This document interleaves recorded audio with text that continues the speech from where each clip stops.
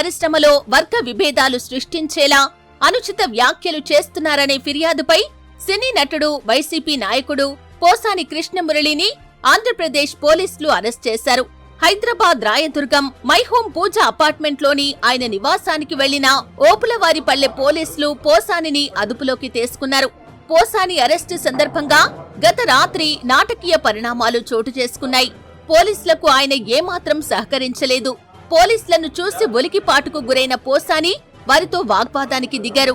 మీరెవరూ నాకు తెలియదు, మీతో ఎందుకు రావాలంటూ బెదిరింపు ధోరణిలో మాట్లాడారు. తనకు ఆరోగ్యం సరిగ్గా లేదని, ఆస్పత్రిలో చికిత్స చేయించుకోవాలని నోటీసులు పంపితే ఆరోగ్యం కుదుట పడ్డాక పోలీసుల ఎదుట హాజరవుతానని వాదించారు. తాము చట్ట ప్రకారమే అరెస్టు చేయడానికి వచ్చామని, సహకరించాలని కోరిన వారిపై గట్టిగా మాట్లాడారు.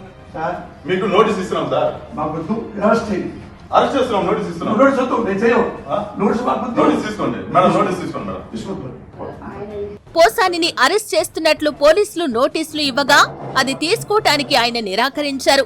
రౌడీయిజం చేయొద్దంటూ పోలీసులపై జులుం ప్రదర్శించారు. చివరికి పోసానిని అరెస్ట్ చేస్తున్నట్లు ఆయన భార్యకు నోటీసులు ఇవ్వగా దానిపై సంతకం చేయవద్దని పోసాని ఆమెతో చెప్పారు. చివరికి ఏదో ఒక రకంగా పోలీసులు ఆయన్ని అదుపులోకి తీసుకున్నారు.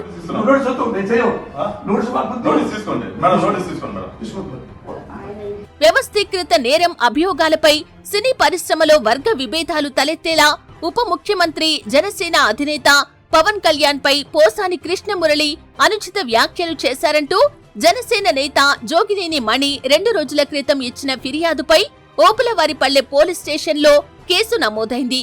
వర్గాల మధ్య విభేదాలు రెచ్చగొట్టడం, తప్పుడు సమాచారాన్ని వ్యాప్తి చేయటం, వ్యవస్థీకృత నేరానికి పాల్పడటం వంటి అభియోగాలపై పలు సెక్షన్ల కింద కేసు నమోదు కాగా ఆ మేరకు పోలీసులు పోసానిని అరెస్ట్ చేశారు. ఓపులవారిపల్లె పోలీస్ స్టేషన్ కి తరలించిన పోలీసులు ఇవాళ ఆయన్ని విచారించనున్నారు. అనంతరం రాజంపేట కోర్టులో హాజరుపరిచే అవకాశం ఉంది.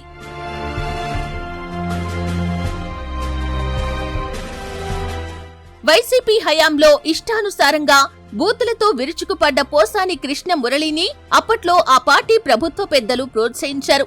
తెలుగుదేశం, జనసేన కీలక నేతలపై తిట్ల దండకానికి బహుమానంగా ఏపీఎఫ్ డీవీడీసీ చైర్మన్ పదవి కట్టబెట్టారు. ఆ తర్వాత మరింతగా రెచ్చిపోయిన పోసాని చంద్రబాబు, పవన్ కళ్యాణ్, నారా లోకేష్ ను అసభ్యకరంగా దూషించారు.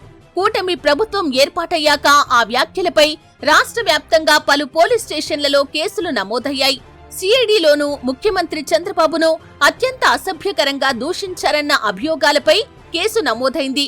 టీటీడీ చైర్మన్ బిఆర్ నాయుడుపై అసభ్య వ్యాఖ్యలు చేసినందుకు పార్వతీపురం, మన్యం జిల్లా పాలకొండలో టీడీపీ నేతలు ఇచ్చిన ఫిర్యాదుపై కేసు పెట్టారు.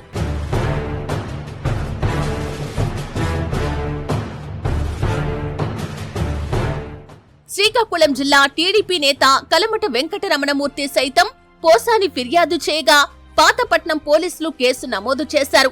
సామాజిక మాధ్యమాల్లో మంత్రి లోకేష్ టీడీపీ నేతలపై దుర్భాషలాడిన నేపథ్యంలో పోలీసులకు ఫిర్యాదు అందింది. హైదరాబాద్ ప్రెస్ క్లబ్ లో ఉప ముఖ్యమంత్రి పవన్ కళ్యాణ్ ను పరుష పదజాలంతో దూషించారు. రాయలేనంత దారుణమైన భాషను వినియోగించారు. శాంత్రబాబు, పవన్ కళ్యాణ్ పై అనుచిత వ్యాఖ్యలు చేశారంటూ కడప రిమ్స్ పోలీస్ స్టేషన్లోనూ కేసు నమోదయ్యాయి. బాపట్ల, మంగళగిరి, అనంతపురం, చిత్తూరు జిల్లా యాదమరి, తిరుపతి జిల్లా పుత్తూరులో పోలీసులకు ఫిర్యాదులు అందాయి. ఈ కేసుల నుండి తప్పించుకునే ఎత్తుగడలో భాగంగా సార్వత్రిక ఎన్నికల్లో వైసీపీ ఘోర పరాజయం తర్వాత రాజకీయాలకు దూరంగా ఉంటానని పోసాని ప్రకటించారు. జీవితంలో రాజకీయాల గురించి మాట్లాడనని తెలిపారు.